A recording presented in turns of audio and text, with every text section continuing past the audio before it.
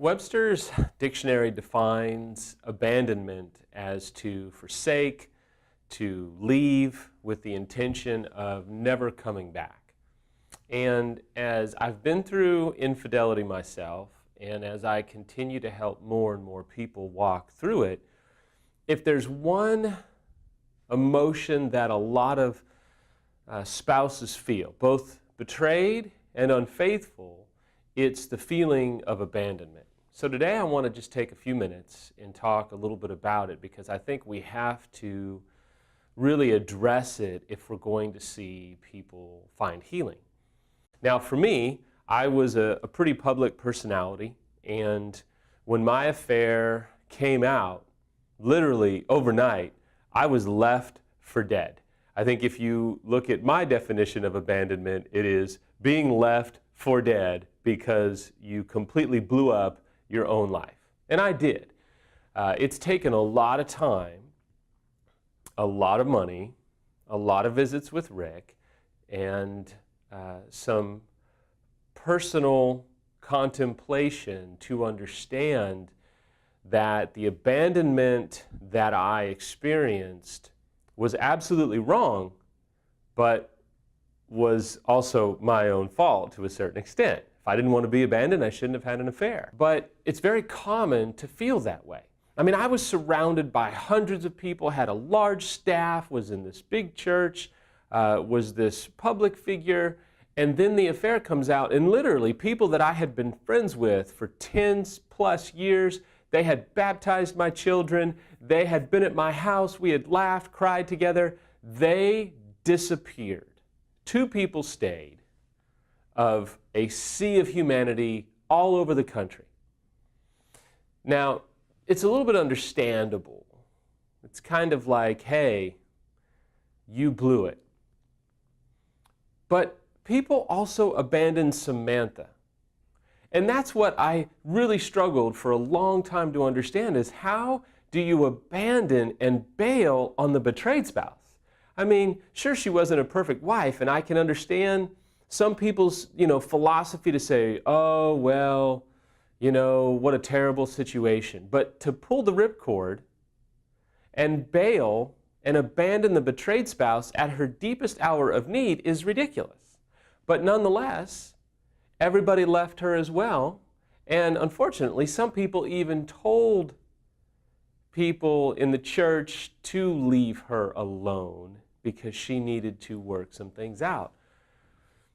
I won't address that. I'll just help you understand that if you as a betrayed spouse are feeling abandoned, it's absolutely normal.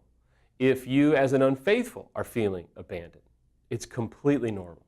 It hurts like all get out. I know. It is devastating. You feel alone, you feel ashamed, you feel broken, you feel like something's wrong with you, you feel illegitimate, you feel hopeless, despairing. I mean, the words go on because you just feel abandoned. I could probably do a million blogs on why it's so wrong of people to abandon us when we fail, or why it's so wrong that they abandoned Samantha. And I could really get pretty upset and do all that, but that's not what we're here for.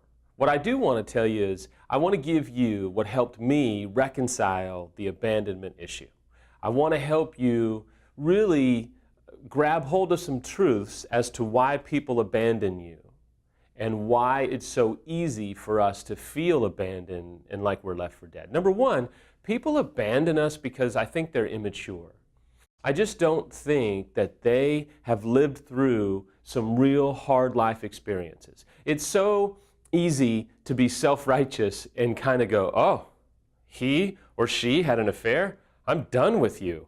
That's disgusting. That's shameful. You're going to go to hell for that. There's so many different things that people say, and they just haven't really been through a lot of experiences, and so this is like maybe the worst thing they've ever encountered. In reality is we deal with it every day, and until they go through their own meltdown and their own failure, they're probably going to judge you and want to distance themselves from you. Number two, one of the reasons why they distance themselves from you is because either your failure or your spouse's failure taps into their own struggles that they're not even willing to talk about. It's kind of like, oh, if we were to put words to it, we would say, oh, you've done what I've done, or oh, you've been found out. I don't want to be found out. Or, man, that's incredibly shameful. I can't be associated with you. Which brings me to number three, which is, I don't think a lot of people know how to genuinely love even when that person has incredibly broken our trust and disappointed us. I'm not talking about spouses. I'm talking about surrounding people.